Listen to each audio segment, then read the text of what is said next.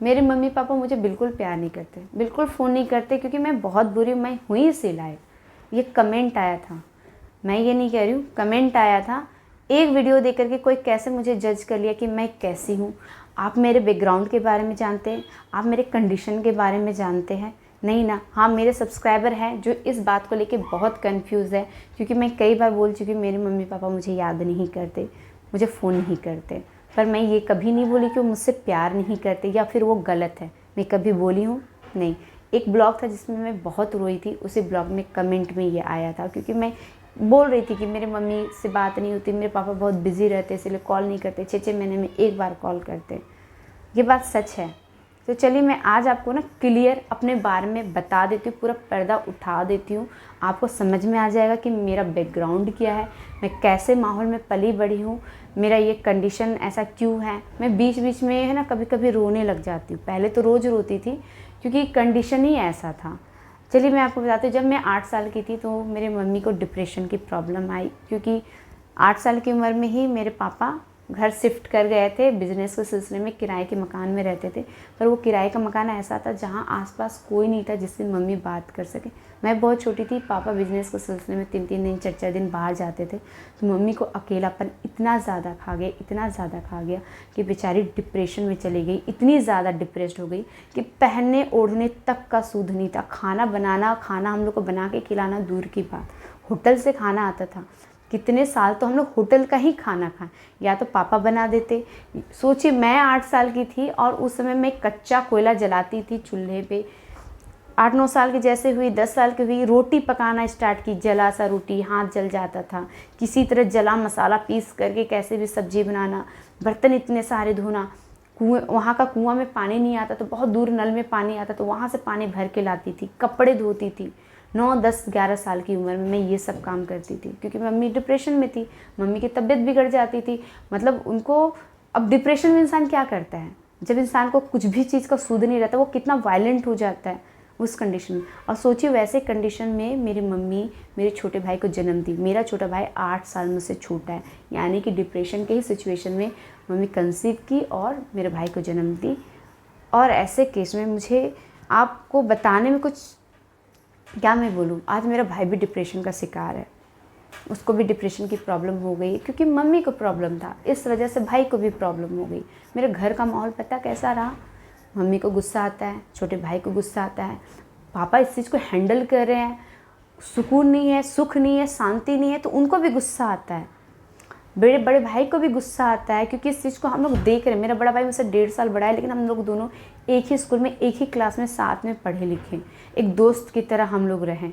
बस हम दोनों एक दोस्त की तरह रहें, चीज़ें देख रहे हैं। कुछ समझ में नहीं आ रहा है कैसे क्या करना है, कुछ समझ में नहीं आता था। पापा बाहर में, मम्मी घर में। मम्मी का कंडीशन क्या है, कुछ नहीं। कलकत्ता से इलाज चलता था, फिर उसके बाद उनका इलाज रांची से चलने लग गया। जैसे मैं थोड़ी सी बड़ी हो गई तो मैं अपने भाई को लेकर के, अपनी माँ को लेकर के डॉक्टर के चक्कर काटती थी। महीने हर महीने लेके जाना होता था, क्योंकि हर महीने मेडिसिन चेंज होती थी। कभी पावर बढ़ता था, जब ज़्यादा उनको प्रॉब्लम होती थी तो पावर बढ़ जाता था। अब गोलियाँ ऐसी कि इंसान जिंदा लाश की तरह, उसको खुद का सूझ नहीं। गोली क्या होती थी, दिमाग को सुस्त कर देते हैं, दिमाग चलना बंद हो जाता, दिमाग चलना बंद हो जाता तो लोग वायलेंट नहीं होते। ऐसे माहौल सही जहाँ खुशी, सुकून, शांति क्या होता है मुझे कभी भी एक दिन के लिए भी मुझे पता ही नहीं चला। मैं ऐसे कंडीशन में जब औरों के घर जाती थी, अपने फ्रेंड्स के घर जाती थी, पड़ोसी के घर जाती थी, इतना अच्छा फील होता था यार, लोग की फैमिली कैसी, कितने अच्छे से रहते, हंसती खेलती, हंसी मजाक करती। वो चीज़ मेरे घर पे नहीं था। मैं ऐसे माहौल से होकर के यहाँ आई।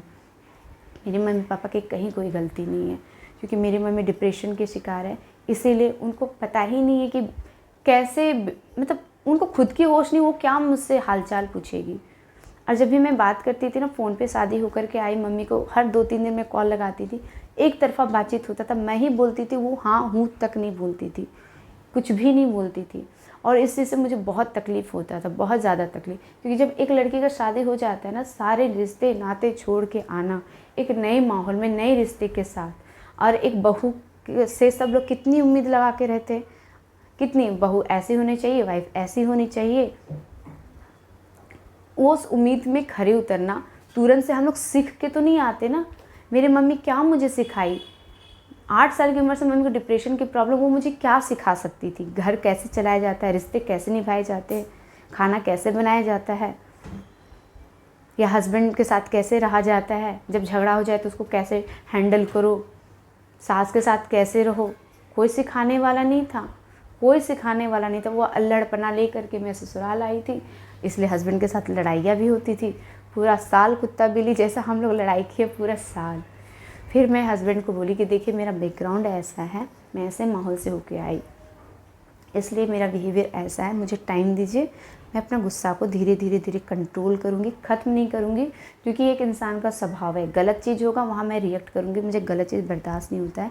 लेकिन आप मुझे टाइम दीजिए कि मुझे अपना गुस्सा एकदम कंट्रोल करना है, क्योंकि मुझे भी इतना गुस्सा आता था ना, कुछ भी उठा के फेंक देती थी, कुछ भी हाथ में जो आया मैं फेंक दी। कितना महंगा है, क्या है, किसी को चोट लगेगा, मुझे चोट लगेगा, कुछ भी नहीं। मैं भी वैसे हो गई थी, क्योंकि मेरा बचपन से परवरिश वैसे ही हुआ था। धीरे धीरे करते करते करते मुझे 2 से 3 साल लगे खुद पे काम की, बहुत मेहनत की, बहुत मेहनत की। सबसे पहले अपना ईगो जो बीच में आता है ना, उसको भी ख़त्म नहीं कर दी, ना के बराबर। कभी मेरी भी गलती होती है, मेरे हस्बैंड गुस्सा जाते तो मैं उनको मनाने जाती हूँ, उनकी भी कहीं गलती होती तो भी मैं उनको मनाने जाती हूँ। मुझसे ज़्यादा तो हस्बैंड को गुस्सा आने लगा है। मतलब वो उनका गुस्सा नॉर्मल है, लेकिन हाँ मेरा जो गुस्सा था 99% जा चुका है। किस लिए? क्योंकि हस्बैंड मुझे समझे, मुझे मौका दिए, मुझे प्यार दिए, मुझे सम्मान दिए, जो कि मुझे मायके में मिला नहीं। इसलिए मेरे पापा में मम्मी से बहुत कम बातचीत होती, क्योंकि मेरे पापा अपने ही उस माहौल में ना उलझे रहते हैं। वो मुझे फ़ोन नहीं करते ताकि मैं परेशान ना रहूँ। क्योंकि वो फ़ोन करेंगे, घर में क्या चल रहा है मुझे पता चलेगा, मैं यहाँ डिस्टर्ब हो जाऊँगी। यहाँ पे कोई भी नेगेटिव इन्वायरमेंट नहीं है, मैं यहाँ पे बहुत खुश रहती हूँ। उधर से जब भी बात होती, चाहे भाई से बात हो, पापा से बात हो, मैं अपसेट हो जाती हूँ। जिस दिन में बात होती है ना, उस दिन मैं बहुत रोती हूँ। तो पहले क्या था, शादी होकर आई थी, हर 2-3 दिन में मैं मम्मी को कॉल करती थी, तो मैं फ़ोन रखने के बाद मैं रोती थी कि यार मेरी मम्मी मुझसे बात नहीं करती, मेरी मम्मी मुझसे बात नहीं करती। कम से कम मैं फिजिकली उनके सामने थी तो कम से कम उनको देख लेती थी, उनका चेहरे का हाव। लेकिन जब, क्योंकि उस समय वीडियो कॉल नहीं होता था ना, उस समय व्हाट्सअप कॉल, वो सब चीज़ें मेरे साथ नहीं थी। वो फ़ोन ही नहीं था वैसे कि वीडियो कॉल कर लूँ, व्हाट्सअप कॉल कर लूँ, क्योंकि डाटा में भी पैसे लगते थे। मेरे हस्बैंड की इतनी कमाई नहीं थी कि डाटा उतना भरवा करके मैं वीडियो कॉल पर बात कर लूँ व्हाट्सअप पर, वैसा था ही नहीं। उस तरह का कैमरे वाले मोबाइल भी नहीं थे। तो मुझे बहुत रोना आता था, बहुत रोना। तो धीरे धीरे मैं 2-3 दिन करते, हफ्ते में, महीने में, ऐसे करके अपनी बातचीत को कम करती चली गई। और मैं पाई ना कि जितना मैं बातचीत कम कर रही हूँ ना, उतना ज़्यादा मैं स्टेबल हो रही हूँ। रोने को लेकर के मेरा उतना कम हो रहा है, क्योंकि जब भी मैं बात करती मैं रात भर रोती कि ऐसा कंडीशन भगवान मेरे साथ क्यों किया। मुझे माँ की ज़रूरत महसूस होती थी, नए रिश्ते में मैं आई थी। तो ये सब चीज़ें थी, इसलिए उस ब्लॉग में मैं बोली। लेकिन हाँ, अब मैं इस सब चीज़ से निकल चुकी हूँ, क्योंकि अब मैं ना के बराबर बातचीत होता है तो वहाँ पे क्या हो रहा है क्या नहीं, एक्चुअल में मुझे पता नहीं चलता है। पापा भी नहीं चाहते मुझे पता चले, मैं अपसेट रहूँ। और मेरी मम्मी को तो होश ही नहीं है कि मेरी एक बेटी है जिससे बात करना है, हालचाल लेना है, खबर लेना है। उनको कोई होश ही नहीं है, उनको कोई फ़र्क ही नहीं पड़ता मैं बात करूँ या ना करूँ। और मैं फ़ोन करके बात ही क्या करूँ, क्योंकि जब भी मैं बात करती हूँ ना, आप बिलीव नहीं करें, मैं एक हफ्ता तक मैं खुद समझे तो मैं खुद उदास हो जाती हूँ, किसी चीज़ में मन नहीं लगता। अगर वो बात सिर्फ मुझे असर करता ना, तो मैं डेली बात करती माँ से, लेकिन उस चीज़ का असर मेरे बच्चों पे होता है। मैं उदास रहने लगती हूँ ना, तो मेरे बच्चे पूछते हैं मम्मी क्या हुआ। तो मैं नहीं चाहती कि इसका असर मेरे बच्चों पे हो। जिस चीज़ को मैं बचपन से देखी हूँ, जिस माहौल में बचपन से मैं पली बड़ी हूँ, उसके बारे में आप लोग जाने बिना मतलब मैं सबको नहीं कहूँगी, लेकिन जो भी 1-2 वीडियो देख लेते हैं, आते हैं और कमेंट करके चले जाते हैं, तो अच्छा नहीं लगता है। मैं वो सब कमेंट डिलीट भी मार दी ताकि मैं डिस्टर्ब ना रहूँ। फ़र्क पड़ता है, क्योंकि मैं ऐसे माहौल से होकर आई जिसकी वजह से मैं इमोशनली वीक भी हूँ। यही मेरा वीक पॉइंट है, जिस पे मुझे काम करना चाहिए सच्ची, क्योंकि इमोशनली वीक होना भी बहुत गलत बात है, बहुत ज़्यादा। तो आज के ब्लॉग में आपको बस यही मैं बताई, जो नहीं बताना चाहती थी वो मैं बताई। नमस्ते, बाय बाय, अपना ख्याल रखिएगा।